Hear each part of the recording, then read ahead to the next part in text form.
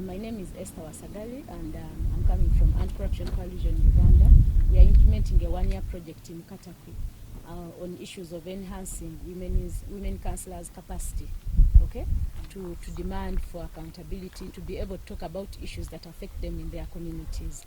So I request you to introduce yourself, you share with us your sub-county, and then there are a few issues that we'll keep asking, especially looking at the challenges that you face as a female councillor in executing your duties. We are also looking at, during the discussion, we had an issue of sub-counties not inviting female councillors to attend meetings, and yet that is one of the platforms where they have to provide feedback. Yes. Possibly you'd also share with us that area. And then lastly, you would share with us what you think should be done to address such gaps. So please introduce yourself. Thank you very much, Esther. First and foremost, I would like to welcome you to Katakwi District. By the names, I'm called Atim Marion. I am the District Woman Councillor for Kapujan Subcounty, and also double as the Secretary for Production and Natural Resources, Katakwi District Local Government. I'm very much privileged to share with you these very important issues. The first question that you have asked, that what challenges do we face as women leaders when we are executing our duties? The most great challenge that we face is we lack adequate information in terms of knowing our roles, the women rights and responsibilities when we are executing our duties. And more so, we also have inadequate knowledge on how to demand for the final copy of the budgets and work plans that are implemented in our area. We also have limited knowledge on how to monitor most of the government programs. You know, sometimes monitoring is actually not a kind of an interview, but it's a dialogue. You know, you can cause a kind of dialogue with the technical person, and the approach we use normally sometimes is not a very good one. That's why we are failing in our monitoring and achieving results as well. Then, in line with the same, we also have a challenge of our level of education. Sometimes we have, we are supervising the degree holders. Sometimes these technical people have PhD, and yet to qualify to be a woman councillor or as a leader, you don't have those specific qualifications. So we come from different backgrounds, and that also affects our affects our roles. Then also the other challenge we have is balancing private life and public life. No wonder most of these women that come into leadership, they are married women, and they have responsibilities. You know, the spouse may think of being served first before you go for your official duties. Yeah. Then also the relatives will feel that you are undermining their son.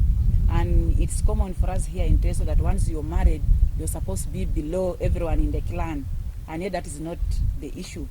But just because that women leaders, most of the women leaders have not known their rights as women, they tend to shy down, and that affects their service delivery. The other one is lack of resources in terms of capacity, in terms of finance. As a woman leader, we are depending on affirmative action, a third representation. At parish level, you find the coverage, the parish is very wide, and you cannot be able to walk on foot. These women don't have any facilitation in terms of transport or airtime, because there are issues. Sometimes cases are reported, like cases of early marriages, child labor, defilement, and a woman leader may want to reach that area and find out what is the issue and can be able to report in council for appropriate action. But you find she's incapacitated in terms of transport to reach there. And it's even worse enough that district women councillors, some of them represent 2 or more sub-counties. That also actually it affects their capacities as women leaders. Then there is this other one, at times, women themselves, there is a pull-down system. A fellow woman sometimes feels bad to see the other woman elevated. And it is very common when you are moving as friends, somewhere, somehow, when one has got an opportunity to be somewhere at a certain level, you find others may be despising her, they may be feeling bad for reasons that we cannot conclude. Maybe sometimes others feel bad that why is it that so and so has been elevated to that position, and yet opportunity comes once and it strikes once. The other one is the equation of sub-counties not inviting their two women leaders to their meetings. There are genuine reasons. Why they don't invite? Sometimes they intend not to invite the district women leaders for those meetings because they feel that women leaders, to a certain extent, are enlightened. So they go and empower the sub-county women leaders to demand for results of service delivery. That is one reason. The other reason is sometimes they are suspicious that when we attend their meetings, we may demand for facilitation in terms of allowances. Like when a sub-county meeting is called for, these sub-county councillors are entitled for allowance. So sometimes they feel that maybe when we also attend their meetings, we may demand for their allowance. And yet we go there, we are supposed to attend those meetings as ex officio, and where necessary, we guide them and advise. The other one is sometimes they feel that the advice that we give to those leaders is a kind of misguiding. And yet on the other hand, we feel that when we have the information, we need to share them at that level. Okay, so what do you think can be done to address the problems that you've identified above?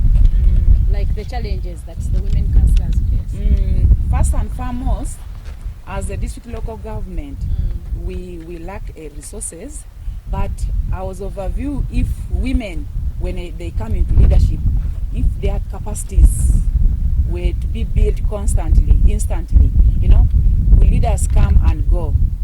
Like me, I have some small experience just because I've been in leadership for the last 9 years. This is my 10th year in leadership. So at least my first term, I had one training. When I joined second term, I benefited from the second training. But for those ones who come for the first time, you find that they a little bit lag behind. So I will be a little bit ahead of them. I was of the view that if we can see how to locate some resources, especially I want to appeal to you, the non-governmental organizations, you actually write some concepts and advocate for continuous capacity building for these women so that they know their roles and responsibilities, and you also build their confidence when they are speaking. Sometimes what really pulls us down is when a woman stands to say something, like maybe in a meeting, people tend to shout, especially men. They shout, they feel that the views the woman is presenting are not good views, and yet she had a point. But that's because the woman actually is not assertive. She has that low self-esteem. As a woman, she shies down and she sits, and yet the point she had was of great importance. Then maybe the other one is we also need to hold continuous dialogues between the political arm and the technical arm, so that they get to know that we shouldn't conflict in service delivery, but what we want is to achieve the results. Okay, thank you so much, Honorable. We really appreciate what you've shared with us.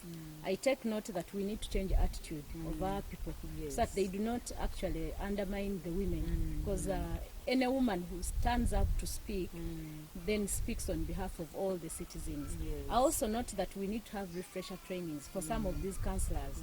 And then lastly, maybe we need to have dialogues between the leaders and the citizens and the technical people, because we realize that when we were having a discussion, women said there is that relationship which is not okay between the women and the leaders. Yes. Okay. I would like to appreciate you for your time. We are yet to have more and more of you share your experiences, share your challenges, so that other women can learn from you with time. Thanks a lot. Welcome.